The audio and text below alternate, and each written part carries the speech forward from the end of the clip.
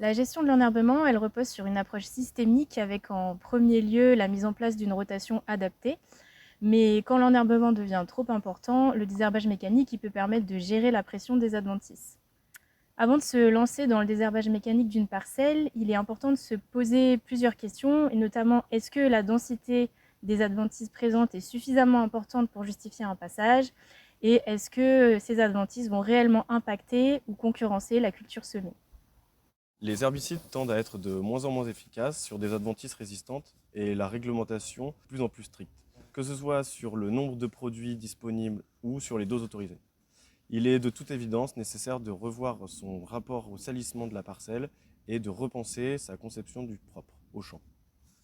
Sans se contredire sur la méthode de désherbage mécanique et son approche systémique, nous garderons en tête qu'une pulvérisation d'herbicides se situe entre 35 et 40 euros par hectare, tout compris.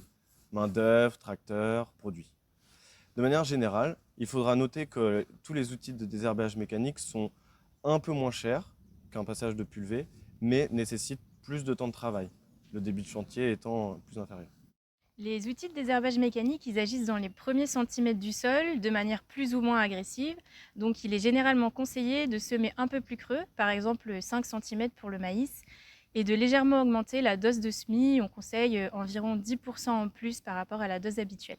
Il y a différents facteurs qui vont conditionner la réussite du désherbage mécanique, et notamment l'état du sol, le stade des adventices et de la culture, et également les conditions climatiques. Pour maximiser la réussite du désherbage mécanique, il faut s'assurer que le sol soit suffisamment ressuyé et que le passage soit suivi de quelques jours de beau temps et, dans l'idéal, un peu de vent. De cette manière, les mottes ou les adventices qui ont été arrachées vont être asséchées et elles ne pourront pas repartir. Une pluie juste après un passage de désherbage mécanique peut compromettre son efficacité. Et donc les créneaux pour passer sont parfois difficiles à trouver, surtout dans des périodes denses de travail, mais c'est tout le défi du désherbage mécanique.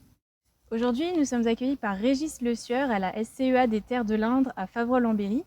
Et la démonstration va se faire dans une parcelle d'orge associée à du pois qui a été semé le 8 mars 2025. L'orge a été semée à 180 kg hectare et le pois a été semé à 20 kg hectare. On observe une bonne levée de l'orge, mais par contre la levée du pois est assez irrégulière et il y a peu de plantes qui sont présentes. Donc ici, on est sur un sol limoneux, sableux, hydromorphe. Il y a eu 70 mm de pluie la semaine dernière, donc le sol était très humide et il y a une croûte de battance qui s'est formée. Il y a eu une journée ensoleillée hier qui a permis au sol de se ressuyer un peu, mais le sol est encore un peu humide, donc là, ce n'est pas des conditions idéales pour un passage d'outils de désherbage mécanique, mais le sol est suffisamment ressuyé pour nous permettre de faire fonctionner les outils pour la démonstration de matériel. Au niveau des adventices présentes dans la parcelle, la pression semble plutôt modérée. On observe surtout des dicotylédones, dont pas mal de matricaires, mais ça reste une problématique surmontable pour Régis. Pour la démonstration, nous allons faire passer 3 outils dans la parcelle, une hersétrie, une houe rotative et une rotoétrie. En termes de mode d'action, la hersétrie va venir peigner le sol et arracher les adventices. C'est un outil qui tolère la présence de cailloux et qui est plus adapté sur un sol aéré et sans résidus de culture. Il existe 2 types de hersétrie. Il va y avoir celles à plateau qui sont les plus répandues en grande culture et c'est une comme ça que nous utiliserons aujourd'hui. Et il y a celles à ressort qui sont plus rares et qui vont permettre des réglages plus précis et des plages d'intervention supplémentaires. On peut aussi distinguer les hersétries qui se replient de façon mécanique ou par hydraulique, donc en U ou portefeuille. Sur céréales à paille, la hersétrie s'utilise en post-semis prélevé, puis du stade 3 feuilles au stade premier nœud. Sur maïs, elle peut également s'utiliser en post-semis prélevé, puis du stade 2 feuilles au stade 6 feuilles du maïs. Concernant le stade des adventices, elles ne doivent pas être à plus de 3-4 feuilles pour que le désherbage soit correct. Pour une efficacité optimale du passage, les adventices doivent être au stade fil blanc. Les étrillons de la hersétrie se tendent à la rencontre d'un obstacle et le vibrent ou le fouettent lorsque la pression se relâche. C'est pourquoi il faut rouler à faible vitesse. Plus la culture est développée, plus il est possible d'accélérer. Par exemple, pour un maïs au stade 2 feuilles, il est conseillé 2 km/h. Pour 4 feuilles, c'est 4 km/h. Le débit de chantier est interdépendant de la largeur de l'outil, évidemment. Sur un maïs à 2 feuilles, on peut travailler de 0,9 hectares à l'heure pour une hersétrie de 6 mètres et jusqu'à 1,8 hectares à l'heure pour une hersétrie de 12 mètres. Outre la vitesse de travail, l'autre réglage possible est l'agressivité des étrillons par l'inclinaison. Ils peuvent se faire manuellement ou par hydraulique, depuis la cabine, comme ici.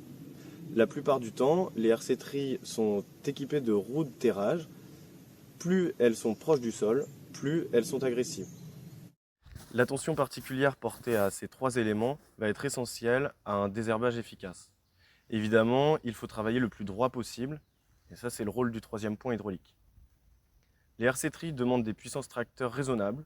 Sur maïs, on aura besoin de 7 chevaux par mètre linéaire. Sur céréales, de 10 à 12 chevaux par mètre linéaire. Là, on utilise une RC-trie Hasenbichler de 12 mètres qui appartient à la SCEA des Terres de l'Indre. Il ne vaut mieux pas regarder derrière pour les premières utilisations de matériel de désherbage mécanique. Même pour des agriculteurs ou agricultrices expérimentés, le désherbage mécanique peut faire peur. Il y aura forcément de la casse sur la culture désirée.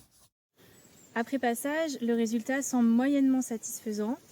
On peut voir que les sillons du passage sont visibles, ce qui témoigne d'un mauvais ressuyage du sol, et donc certaines parties ne sont pas désherbées. Le recouvrement des adventices par la terre dans l'intersillon empêchera leur développement, et il reste à voir ce que ça donnera dans quelques semaines. 2 semaines après le passage, on constate visuellement que l'orge s'est bien développée. Des adventices sont encore présentes, certaines à des stades où elles ne concurrenceront plus l'orge, mais d'autres sont en fleurs car elles n'ont pas été désherbées par la RC-trie. En comparaison avec la partie non travaillée, on voit quand même que la densité d'adventices est moins importante.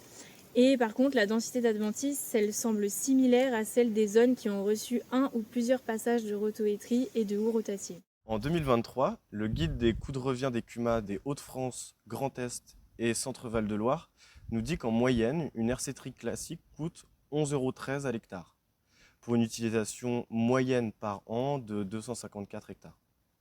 Le même outil, plus large ou avec des réglages spécifiques ou des options supplémentaires comme le semoir, s'élève à 17,18 € par hectare pour une utilisation moyenne annuelle de 307 hectares. La RC-trie est l'outil de désherbage mécanique qui est le plus investi en CUMA après les bineuses. En région Centre-Val de Loire, par exemple, on en recense 58 pour un prix moyen d'environ 17 000 €. Ce chiffre reste à tempérer par les récentes augmentations du prix du matériel agricole. Sinon, régulièrement, les institutions publiques, comme l'Agence de l'eau, le Conseil régional, France Agrimaire et d'autres, proposent des appels à projets pour aider l'investissement au matériel agricole agro-environnemental, comme les SIAP, sont les ex-PCAE, ou les CAPEX. Les stratégies pour réduire les coûts du matériel sont d'augmenter les surfaces engagées, d'organiser au mieux ces chantiers pour réduire les déplacements inutiles et de dédier un tracteur et un chauffeur pour toute la campagne.